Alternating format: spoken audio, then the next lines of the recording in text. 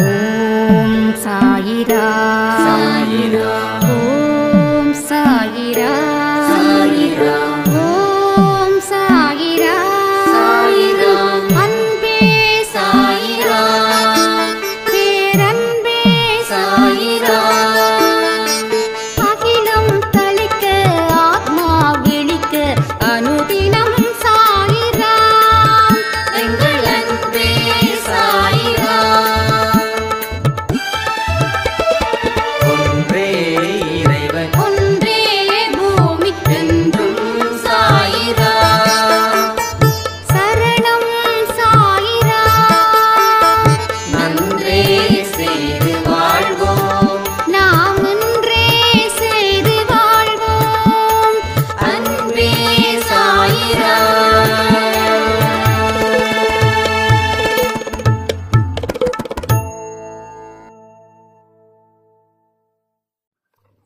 குறைகளை தெய்வத்துக்கிட்ட சொல்லுங்க. மனுஷங்க கிட்ட சொன்னீங்க அப்படின்னா உங்க வாழ்க்கையில ஒண்ணுமே இல்லாம உங்களை செஞ்சிடுவாங்க. நம்ம யாரை நம்புறோமோ அவன் நமக்கு யமனா மாறிடுவான். கடவுள் உங்களுக்கு கொடுக்க நினைப்பதை பிறர் மனிதர்கள் கெடுக்கிறாங்க. அது உங்களுக்கு புரியுதா? ஸோ நிறைய விஷயங்களை பற்றி நாம் இந்த பதிவில் பேச போகிறோம். நீங்கள் கேட்க போகிறீங்க. பேசுறதால நீங்கள் கேட்கறதால உங்கள் வாழ்க்கை மாறும் என்ற நம்பிக்கையோடு நீங்கள் கேளுங்க, கேட்டு பாருங்க. வாழ்க்கையில் ஒளி தீபத்தை ஏற்ற வந்த சாயப்பாவிற்கு நன்றிகளை சொல்லி இந்த பதிவை நான் தொடங்குறேன். சாயிரா, என் உயிரின் உயிரானவர்களே, மனிதன் செய்யக்கூடிய மிகப்பெரிய தவறு, இந்த தவறை அவன் தொடர்ந்து செஞ்சுக்கிட்டு இருக்கிறதால வாழ்க்கையில கடினமான சூழ்நிலைக்கு அவன் தள்ளப்படுகிறான். யாரெல்லாம் தனக்கு உதவி செய்வாங்கன்னு நினைச்சு நம்பி வாழ்ந்தானோ அவன் எல்லாமே அவனுக்கு எதிரா மாறுகிறான். அதனால நிம்மதி இன்றி வாழ்க்கையில அனாதையா ஆயிட்டோமே அப்படின்ற ஒரு ஃபீலிங்கும் அவனுக்குள்ள இருக்குது. அந்த ஃபீலிங்ஸ் அவனை அணுவா கொள்ளுது. நம்ம அடிக்கடி சொல்லியிருக்கோம். என்ன சொல்லியிருக்கோம்? நிறைய சொல்லியிருக்கோம். அதில் மிக மிக முக்கியமான ஒன்று, இதை உங்கள் வாழ்நாளில் நீங்கள் இனிமே கடைப்பிடிச்சிங்கன்னா எந்த யம தர்ம ராஜா கூட உங்களை கை வைக்கணும்னா அவ பயந்து நடுங்கி தான் உங்கள் மேலே கை வைப்பா. ஞாபகம் வச்சுக்கோங்க.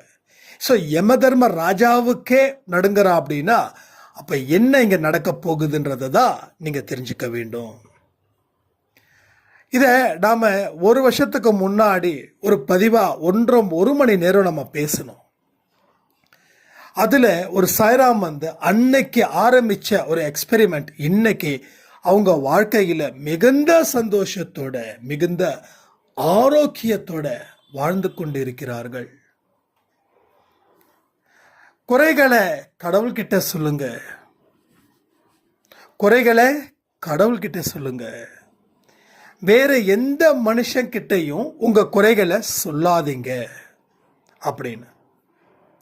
அவங்க தன்னுடைய குறைகளை யார் யாரெல்லாம் தனக்கு நெருக்கமானவர்களோ யார் யாரெல்லாம் நம்பிக்கை வச்சிருக்காங்களோ எல்லார்கிட்டையும் சொன்னாங்க.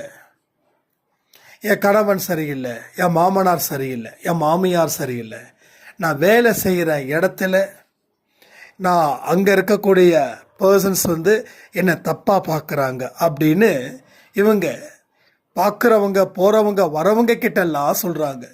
யாராவது ரொம்ப கன்சர்னாக பேசுகிறாங்கன்னா உடனே தன்னுடைய குறைகளை ஆதங்கத்தை வெளிப்படுத்துகிறாங்க.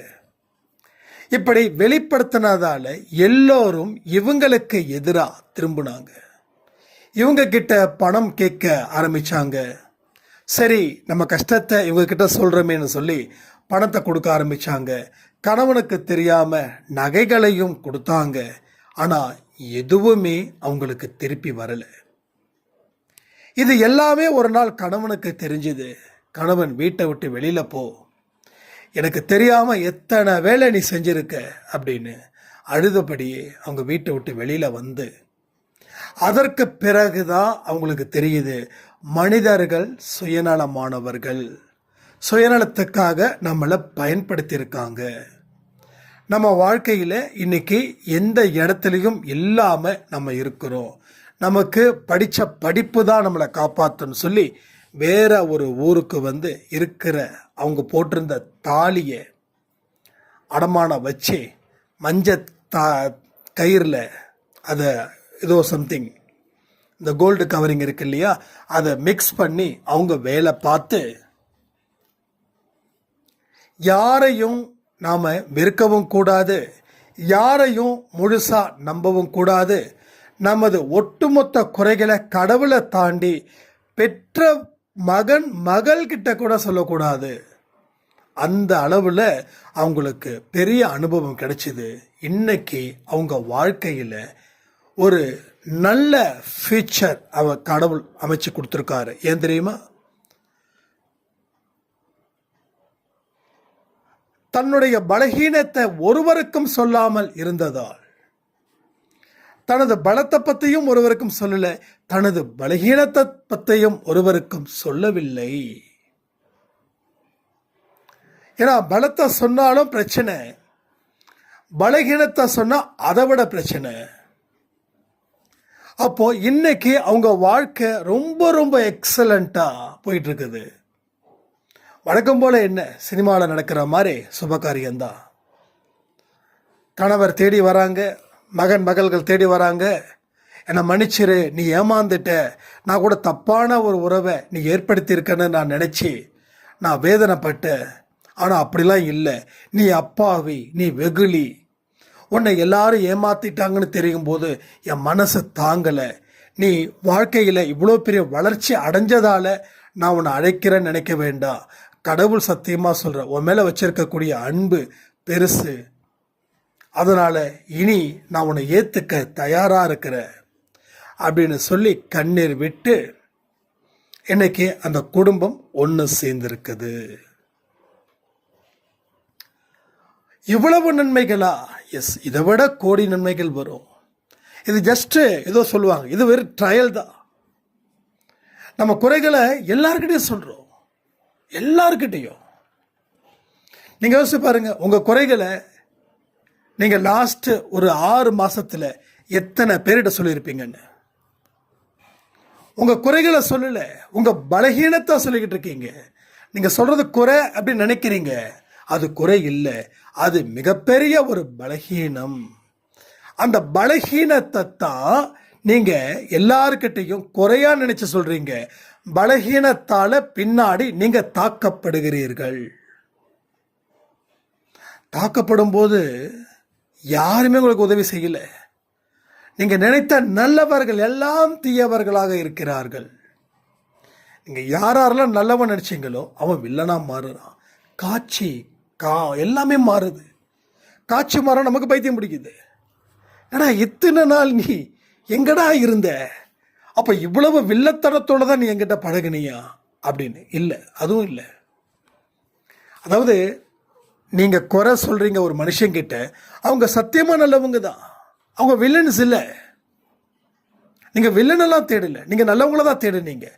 என்ன சூழ்நிலை அவங்களுக்கு சரியில்லை, அப்போ அவங்க காப்பாற்றிக்கணும்னு சொல்லி உங்ககிட்ட உதவி கேட்டாங்க, நீங்க உதவி செஞ்சீங்க. நீங்க உதவி செய்யலைன்னா உங்களை பற்றி 4 பேர்கிட்ட பேசுனாங்க. அந்த 4:40 ஆச்சு, வாழ்க்கை முடிஞ்சு போச்சு, வாழ்க்கை முடிஞ்சு போயிடுச்சு. அப்போது வாழ்க்கையில் நீங்கள் வாழணும் அப்படின்னா ஒரு தொடக்கத்தை சாய்ப்பாக கொடுக்கணும். ஆனால் நீங்கள் ஒவ்வொரு தொடக்கத்தையும் முடிவு விழாவாக நீங்கள் மாற்றுறீங்களே, அப்புறம் எப்படி அவரால் கொடுக்க முடியும்? அவர் பலம் கொண்டவர் தான், அதில் சந்தேகம் இல்லை. அவர் எல்லா நன்மைகளும் நமக்கு செய்யக்கூடியவர் தான், அதுலேயும் சந்தேகம் இல்லை. ஆனால் நீங்கள் தயாராக இல்லாதப்போ அவரால் என்ன செய்ய முடியும்? இங்கே பலருக்கு ஒரு கேள்வி என்ன தெரியுமா? ஒரே ஒரு கேள்விதான், இவ்வளவு வணங்குற எனக்கு கடவுள் எந்த ஒரு வழியையும் ஏற்படுத்தலை. கரெக்ட் கரெக்ட், இது 100% கரெக்ட். அது கரெக்டு. நான் சொல்றது கரெக்டு தான், நீங்க கேட்கறது கரெக்டு, நான் சொல்றது கரெக்டு. எந்த ஒரு வழியையும் ஏற்படுத்துவதற்கு நாம விடலை. ஒருத்தன் உதவி செய்ய வரான் அப்படின்னா அவனை வீட்டுக்குள்ள உட்கார வச்சு அவன் உதவியை பெற வேண்டும். அவன் வரும் நேரத்தில் நாம அவனுக்கு வழி விடாம கதவை திறக்காம இருந்தோம் அப்படின்னா அந்த உதவி எப்படி கிடைக்கும்? எனக்கு ஒரு பெரிய பண தேவை இருக்கு, நான் உங்ககிட்ட சொல்றேன் இது மாதிரி எனக்கு ஒரு பணம் வேணும். அப்போ நீங்கள் சொல்றீங்க, ஓகே சாய்ராம், உங்களுக்கு எவ்வளோ தேவையோ நான் கொடுக்குறேன், நீங்கள் வர வேண்டாம், நானே வரேன், ஏன்னா அந்த பக்கம் நான் வர வேண்டிய வேலை இருக்குது, நானே வரேன் அப்படின்னு சொல்லி நீங்கள் என்ன சொல்கிறீங்க? நேரம் சொல்கிறீங்க, நாள் சொல்கிறீங்க, நீங்கள் இருங்கன்னு. அப்போது எனக்கு அந்த உதவி வேணும் அப்படின்னா நான் வெயிட் பண்ணணும். நீங்கள் 10 மணிக்கு வரீங்கன்னா நான் 8 மணிக்கு தயாராக இருக்கணும். கரெக்டா?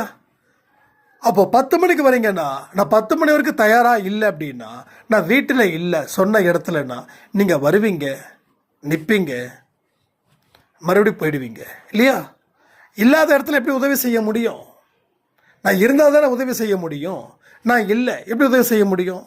அப்போ நான் என்ன பண்ணணும்? 8 மணிக்கு தயாராக இருக்கணும். ஒருவேளை நீங்கள் 10 மணிக்கு வரலனாலும் நீங்கள் வருவீங்கிற நம்பிக்கையில் நான் இருக்கணும். நீங்கள் 12 மணிக்கு கூட வரலாம், நீங்கள் 1 மணிக்கு கூட வரலாம். அதுக்கப்புறமா நான் ஃபோன் பண்ணி கேட்கலாம், என்னங்க ஆச்சு, ஏதுங்க ஆச்சு, நான் வெயிட் பண்ணிட்டு இருக்கேன். ஐயோ இல்லைங்க, மறுபடியும் ஒரு டைம் நீங்கள் சொல்கிறீங்க, ஓகேங்க நான் காத்திருக்கேன், பிரச்சனை இல்லை. அப்போது நான் உங்ககிட்ட சண்டை போட முடியாது. 10 மணிக்கு வரேன்னு சொல்லிட்டு வரலையே, நீங்கள் எல்லாம் மனுஷனா, என்ன நினச்சிட்டு இருக்கீங்க அப்படி நான் கேட்டால் நீங்கள் என்ன பண்ணுவீங்க? உதவி செய்வீங்களா? போடா பைத்தியக்காரனே அப்படி சொல்லிட்டு போயிடுவீங்கல்ல. அப்போது நீங்கள் உதவி செய்யறதுக்கு நான் வழிவிடணும். நான் வழிவிட்டாதான் நீங்கள் எனக்கு உதவி செய்ய முடியும். நீங்கள் எனக்கு உதவி செஞ்சாதான் நான் அற்புதமான ஒரு வாழ்க்கையை வாழ முடியும். அதே போல தான் கடவுளுக்கு வழிவிடுங்கள். கடவுளுக்கு வழிவிடுங்கள். வழியை ஏற்படுத்துறதுல நீங்கள் தடை செஞ்சீங்க அப்படின்னா உங்களுக்கு எப்படி உதவிகள் கிடைக்கும்? இதுதான் உங்கள் பாயிண்ட். வாட்ஸ் அ பாயிண்ட் அப்படின்னா, குறைகளை நீங்கள் பல இடத்துல சொல்கிறதால நீங்களே சூனியத்தை வச்சுக்கிறீங்க. நீங்கள் ஒவ்வொரு நொடியும் தவிச்சு போய் நிற்கிறீங்க. ஒவ்வொரு நேரமும் பயந்து போய் நிற்கிறீங்க. இந்த உதவிகள், இந்த குறைகள், உதவி இல்லை, குறைகளை நீங்கள் பிறருக்கு சொல்லும் பொழுது, அவர்கள் உங்களை தாக்கும் பொழுது, இந்த திருடனுக்கு தேல் கடிச்சா கத்த முடியாது, கத்துனா திருட மாட்டிப்பான். அப்போ அந்த வழியை பொறுத்துக்கிற மாதிரி நீங்கள், ஐயோ நம்ம வேற குறைகளை நிறைய சொல்லிட்டோம், கடைசியில் இவங்க என்ன இப்படி பேசுகிறாங்க, ஒருவேளை என்னுடைய விஷயத்தை அவங்கக்கிட்ட சொல்கிறதால அவங்க எங்கள் வீட்டில் இருக்கவங்கக்கிட்டே சொல்லிட்டாங்கன்னா என் வாழ்க்கை என்ன ஆகும்னு சொல்லி நீங்கள் ஒவ்வொரு நொடி பொழுதும் தலைக்குனிவோட, துன்பத்தோட, கண்ணீரோட நீங்கள் இருந்தீங்க அப்படின்னா கடவுளுக்கு எந்த வகையில் உள்ள வரதுக்கு உங்களால் அலோவ் பண்ண முடியும், அனுமதிக்க முடியும்? கொஞ்சம் கமெண்ட் பண்ணுறீங்களா? அப்போ ஆன்மீக வாழ்க்கைனா என்ன? குறையை தெய்வத்திடம் சொல், தெய்வம் உன்னை பயன்படுத்தாது, தெய்வத்தை நீ பயன்படுத்து. ஆனால் மனிதர்களிடத்தில் குறைகளை சொன்னால் மனிதர்கள் உன்னை பயன்படுத்துவார்கள். மனிதர்கள் உன்னை பயன்படுத்தி உன்னை ஒன்றுமில்லாமல் செய்து விடுவார்கள். நல்லா யோசிச்சு பாருங்க, உங்களுக்கு எத்தனை மனிதர்கள் இதுவரைக்கும் பயன்படுத்தியிருப்பாங்க. அதே போல் இன்னொன்று சொல்கிறேன், நீங்கள் எத்தனை மனிதர்களை பயன்படுத்தியிருப்பீங்க? அதாவது இந்த அரசியல் கட்சி மாநாடு சிலதெல்லாம் ரொம்ப கோமாளித்தனமாக இருக்கும். என்னடா அது அரசியலை பற்றி பேசுகிறேன்னு நினைக்கிறீங்களா? அரசியல் பிடிக்கும், ஆனால் சில விஷயங்கள்லாம் என்னால் ஏற்றுக்க முடியாது. அதாவது மது ஒழிப்பு மாநாடு, பேர் என்னது? மது ஒழிப்பு மாநாடு. இது எல்லா கட்சியும் நடத்துது. அப்போ அந்த மாநாட்டில் கலந்துக்கிட்ட தொண்டர்கள் மது அருந்தாமல் இருப்பார்களா? எதுக்கு பதில் சொல்லுங்க நீங்களே. அப்போ அந்த மாநாடு, எந்த மாநாடு நடந்தாலும் சரி, டாஸ்மாக் கடை ஃபுல்லாகிடும். அப்போ மது ஒழிப்பு மாநாடை நடத்தக்கூடிய கட்சி, அங்கே இருக்கிற தொண்டர்கள் ஒயின் ஷாப்பில் தான் போய் நிற்பாங்க. ஒயின் ஷாப்பில் நின்றுக்கிட்டு அது இதுன்னு சொல்லுவாங்க. அந்த மாதிரி தான் நம்மளுடைய வாழ்க்கையும் இருக்குது. உனக்கு தேவையான ஒரு விஷயத்தையும் கடவுளிடம் சொல், கடவுளிடம் கேள், வேற மனுஷங்க கிட்ட சொல்லாத. அப்போ என்ன பயன்படுத்திக்கிட்டாங்க நாம சொல்றோம். நாம எத்தனை பேரை பயன்படுத்திக்கிட்டோன்றதை யோசிச்சு பார்க்கணும்ல. நம்ம பயன்படுத்தாம இருப்போமா? கண்டிப்பா பயன்படுத்தியிருப்போம். பயன்படுத்தினாலும் நம்ம என்ன பண்ணுவோம்? அது இல்லை, நான் அப்படிலாம் ஒன்றும் இல்லையே அப்படின்னு. என்னைக்குமே நம்மளை நாம் நேர்மையானவன் தான் சொல்லியிருக்கோம். என்னைக்காவது இல்லை நான் மோசமானவன் சொல்லியிருக்கோமா? இல்லை. நான் என்னை நேர்மையானவன் அப்படின்னு சொல்லும் பொழுது என் வாழ்க்கையில் எந்த முன்னேற்றத்தையும் கடவுள் கொடுக்கல. கடவுளுக்கு நான் வழி விடலை. ஏன் தெரியுமா? நான் நேர்மையானவன் நேர்மையானவன் நேர்மையானவன் அப்படி சொன்னதால. அப்போ நான் யோசிச்சு பார்க்குறேன், நம்ம பல பேர் வாழ்க்கையை உதவி செஞ்சோமா இல்லை ஏதாவது தப்பு செஞ்சோமா? அப்போ யோசிக்க யோசிக்க யோசிக்க நான் மூன்றாவது மனிதனாக இருந்து நான் யோசிக்கும்போது, நான் கேட்கும்போது என்ன தோணுதுன்னா, நம்மளும் பல பேரை பயன்படுத்தணும். அப்போ நீ நியாயம் செய்கிறவன் இல்லை, உன்னுடைய தேவைக்காக நீ பயன்படுத்தின 1-2 பேரை. அப்போ அது அநியாயம் தானே அப்படின்னு சொல்லும் பொழுதுதான், அதை ஏற்றுக்கும் பொழுதுதான் கடவுள் நமக்கு உதவிகள் செய்யறாரு அப்படின்ற விஷயத்தையே நான் புரிஞ்சுக்கிட்டேன். ஸோ எல்லா மனுஷங்களும், நான் மட்டும் இல்லை, எல்லா மனுஷங்களும் ஏதாவது ஒரு மனிதனை கண்டிப்பா பயன்படுத்துவார்கள். எல்லா மனுஷனும். நீங்க நான் சொல்றதை நீங்க ஏத்துக்க முடியலன்னா அதுக்கு நான் எதுவும் செய்ய முடியாது. நான் ரியாலிட்டி கசக்கும், பொய் இனிக்கும். நான் சொல்லுவேன், உங்களை நிறைய பேர் பயன்படுத்திக்கிட்டாங்க. எஸ், ஆமாம் சாய்ராம், நிறைய பேர் பயன்படுத்திக்கிட்டாங்க சாய்ராம். என்ன சாய்ராம் பண்ணுறது? என் வாழ்க்கை இப்படி போயிடுச்சு. எல்லாருக்கும் நான் இப்படி தான், என்னோட தலையில் எழுதி ஒட்டியிருக்குது போல இருக்கு, நான் ஒரு இளிச்ச வாயன் என்று. அதனால் போகிறவன் வரவன் எல்லாம் என்னை பயன்படுத்திக்கிட்டாங்க. ஸோ இந்த ஒரே ஒரு பார்ட்டில், ஒரே ஒரு பக்கத்தில் தான் அவர்கள் நிற்பார்கள். அடுத்த பக்கத்துக்கு போக மாட்டாங்க. ஏன் தெரியுமா? அடுத்த பக்கம் இல்லைன்னு நினைக்கிறாங்க. அடுத்த பக்கம் சத்தியமா இருக்கு. உன்னை ஒருவன் ஏமாற்றுகிறான் என்றால் நீ ஒருவனை ஏமாற்றி இருப்பாய். நீ ஒருவனை ஏமாற்றி இருந்ததால உன்னை ஒருவன் ஏமாற்றினான். ஸோ இது லாஜிக்கு, அது மேஜிக்கு. டிஆர் மாதிரி பேசுறேனா வருது. சரி, இதுதான் லாஜிக்கு. உன்னை ஒருத்த ஏமாத்தினதால நீ ஃபீஸ் ஆயிட்ட. ஆனால் கொஞ்சம் யோசிச்சுப்பாரு, ஒருத்தர் நம்மளை ஏமாத்துறான் அப்படின்னா இவன் ஏன் ஏமாத்திருக்கோம்? கடவுள் ஏன் இவனை ஏமாத்த வச்சாரு? அப்போ உடனே கடவுள் மேலே கோபத்தை கிளற வேண்டியது. என்ன கடவுளே, நான் நல்ல மனுஷன், நீ நல்ல மனுஷன் யாருப்பா சொன்னா? அவருடைய லெஜரில் இருக்குது. நீ என்னென்ன தப்பு பண்ணியிருக்கிற, யார் இல்லாதப்ப என்னென்ன தப்பு பண்ணியிருக்க, யாரார எப்படி எப்படி நினைச்சிருக்க, யாரார எப்படி எப்படி நினைச்சிருக்கிற. ஒன்றும் இல்லை, பைபிள் ஒரு வார்த்தை, இப்போ வரைக்கும் அந்த வார்த்தையை நான் மதிக்கிறேன். அந்த வார்த்தை எனக்கு இப்போ வரைக்கும் ஒரு பேஸ் அண்ட் சேஃப் அண்ட் செக்யூர்டாக இருக்குது. என்ன தெரியுமா? ஒரு பெண்ணை தப்பா பார்த்துட்டாவே அந்த பெண்ணு கூட விபச்சாரம் செய்தவனாக மாறிவிட்டாயின்னு. ஒரு பெண்ணை தப்பா பார்த்தாவே அது எவ்வளவு பெரிய பாவம்னு சொல்றாங்க. சில பேர் பார்க்கல, என்னங்க இருக்குது, பார்க்கறது தப்பு இல்லைங்களே அப்படின்னு. பார்க்கறதே தப்பு, அதுக்கு கண்ணை கூட பிடுங்கி போட்டுருன்னு சொல்றாங்க. கண்ணை பிடி, அதாவது மனசுல நினைச்சாவே அந்த செயலை செய்தது போல. புரியுதா உங்களுக்கு? மனசுல நினைச்சாவே அதை செய்தது போல. அப்போ நீ என்ன செய்யறியோ அந்த பாவம் நினைச்சாவே வரும் அப்படின்றாங்க. அப்போ நம்ம மனசுல நேரடியா சொல்லலைன்னாலும் எத்தனை பேர் இப்படி வாழ்ந்துட்டானேன்னு நினைச்சே நாம பொறாமப்பட்டு இருப்போம். எத்தனை பேர் இப்படி வாழ்ந்துட்டானேன்னு நினைச்சே அவனுக்கு சாபத்தை கொடுத்துருப்போம். நம்ம குழந்தைங்களை வச்சு இன்னொரு குழந்தைகளை கம்பேர் பண்ணி அந்த குழந்தை நம்ம குழந்தையோட ஹை லெவலில் இருக்கும்போது அந்த குடும்பத்தை எப்படி சபிச்சிருப்போம்? இப்போ சொல்லுங்க, நீங்கள் நல்லவர்களா? நீங்கள் நியாயமானவர்களா? யோசிச்சு பாருங்க. இன்னைக்கு நீங்கள் மாறி இருக்கலாம், நேற்று, முந்தா நேற்று, அதுக்கு முதல் நாள், இல்லை இப்போ. இதெல்லாம் யோசிச்சு பார்க்கணும், இதையெல்லாம் யோசிச்சு பார்க்கணும். பட் இதுவுமே பாவம் செய்வதற்கு உண்டான வழிகள் தான். இந்த தண்டனையும் நிச்சயமாக கிடைக்கும்.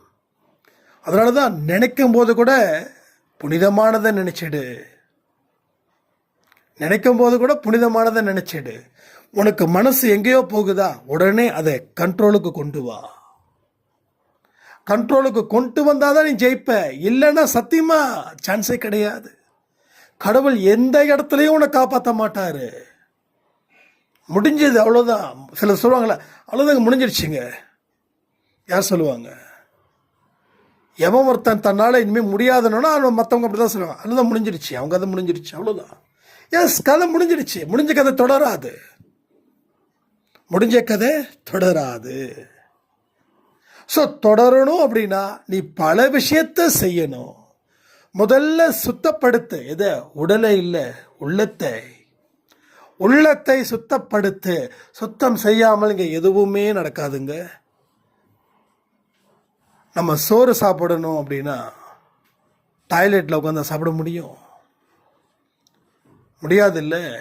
அது போல தான் மற்ற மனிதர்களை ஏளனமாக பார்ப்பதை நிறுத்து.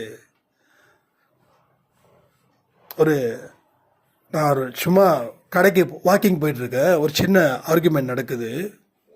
இந்த குப்பை அள்ளுறாங்க இல்லையா, அவங்களுக்கும் அந்த வீட்டுக்கார அம்மாவுக்கும். அந்த வீடு ரொம்ப பெரிய வீடு. அப்போ அந்த அம்மா சொல்லுது, சம்பளம் வாங்குறீங்கல்ல, ஏன் பிரிக்க மாட்டிங்களா?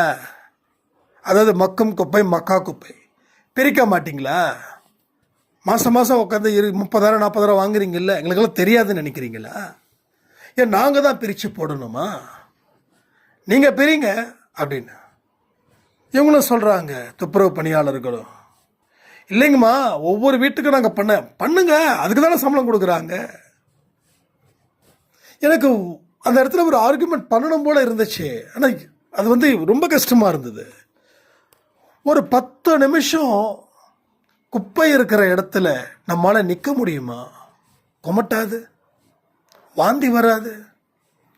அந்த குப்பைகளை கையால் கிளறும் போது க்ளவுஸ் தான் போட்டிருக்காங்க, இருந்தாலும் கண்ணு அந்த ஸ்மெல்லு. ஏன்னா பெரிய மாளிகையில் இருந்துட்டா உன் குப்பையை நீ பிரித்து பார்க்கறதுக்கே கேவலமாக நினைக்கிற. துப்புரவு பணியாளர்களை இன்னும் கேவலமாக நினைக்கிற. ஸோ அசிங்கம் பிடிச்சவங்க அவங்க இல்லை, அசிங்கமாக நினச்சிங்க பார்த்தீங்களா, அவங்க தான். அவங்க இல்லைன்னா நாரி போயிடும். அதனால் துப்புரவு பணியாளர்களை பார்த்தா தயவு செய்து அவங்கள தெய்வமாக பார்க்கலனாலும் ஒரு மனுஷனாக பாருங்கள், மனுஷியாக பாருங்கள். 10 ரூபா 20 ரூபா கொடுக்குறத ஒன்றும் நம்ம கல்லாப்பேட்டி குறைஞ்சிடாது. நான் எப்பயுமே கொடுப்பேன், 10 20 ஏதோ கொடுப்பேன், என்ன இருக்குதோ கொடுப்பேன். அவங்க பண்ணுற சேவைக்காக. நான் பிச்சை போடல, சேவை. அவங்கள பிச்சைக்காரர்களாக நான் நினைக்கல, ஒரு சேவை. என் குப்பையை எடுக்கிறாங்க, கவர்மெண்ட் கொடுக்குதோ கொடுக்கலையோ, சார் கவர்மெண்ட் கொடுக்கலன்னா நம்ம கொடுத்துருவோமா? இந்த பண்ணாங்களே டிஎம்கே பீரியடில் துப்புரவு பணியாளர்கள் பர்மனெண்ட் பண்ண சொல்லி கிட்டத்தட்ட சம்பளம் இல்லை, ஏதோ சம்திங் நிறைய விஷயங்கள் நடந்தது. அப்போ நம்ம கொடுத்தோமா? இந்தாங்க, சென்னையில் இருக்கிற சிட்டியில் இருக்கிற பீப்புள்ஸ் எல்லாமே ஒரு அசோசியேஷன் ஃபார்ம் பண்ணி, நீங்கள் கவர்மெண்ட் கொடுக்கலனாலும் பரவாயில்ல, நாங்கள் உங்களுக்கு கொடுக்குறோம். கொடுப்பாங்களே யாராவது? நல்லா கொடுப்பாங்களே, நல்லா கொடுத்துருவாங்களே. ஸோ கொடுக்க மனசு இல்லை. இப்போ கடவுளுக்கு மட்டும் கொடுக்க மனசு இருக்கணுமா? உங்களுக்கு கொடுக்க மனசு இல்லைன்னா கடவுளுக்கு மட்டும் கொடுத்துடணும். ஆனால் நீங்கள் 5 பைசா கொடுக்க மாட்டீங்க. அப்போ துப்புரவு பணியாளர்களை தயவு செய்து ஒரு டெய்லியும் கொடுக்க வேண்டாங்க, மாதத்துக்கு 2 தடவையோ இல்லை மாதத்துக்கு 1 தடவையோ ஒரு 50 100 கொடுங்க. இந்தம்மா வச்சுக்கோமா, கொடுங்களேன், கொடுத்து தான் பாருங்களேன். ஸோ மனித நேயம் நம்மக்கிட்ட இல்லைன்னா கடவுள் எப்படிங்க குடியிருப்பார்? இதெல்லாம் யோசிக்காமல் நம்ம சும்மா வாய்க்கு வந்தெல்லாம் பேசினா நல்லவன், நான் அப்படி, நான் இப்படி, நான் எங்கள் அப்பா யார் தெரியுமா, என் தாத்தா யார் தெரியுமா, அவசியமே இல்லை.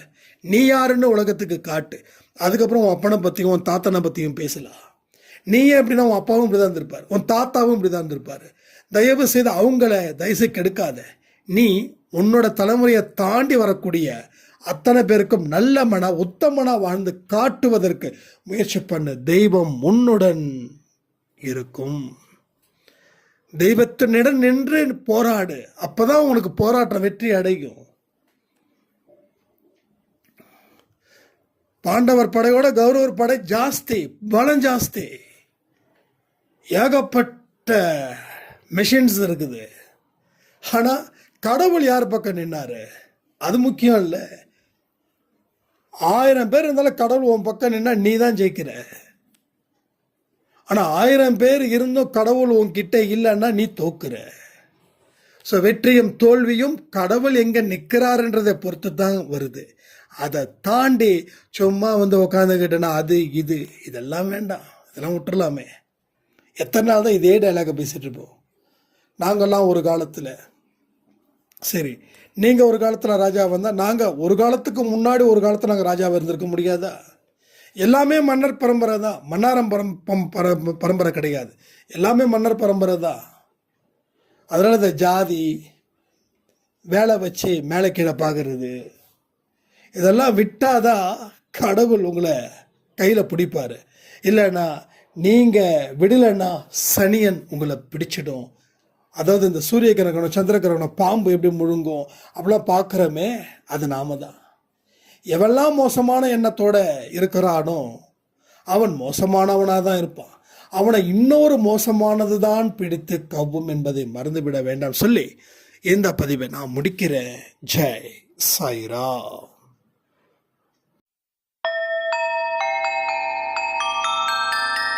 ஓம் சாயிரா சாயிரா ஓம் சாயிரா சாயிரா ஓம் சாயிரா சாயிரா அன்பே சாயிரா பேரன்பே சாயிரா அகிலம் தளிக்க ஆத்மா விழிக்க அனுதினம் சாயிரா எங்கள் அன்பே சாயிரா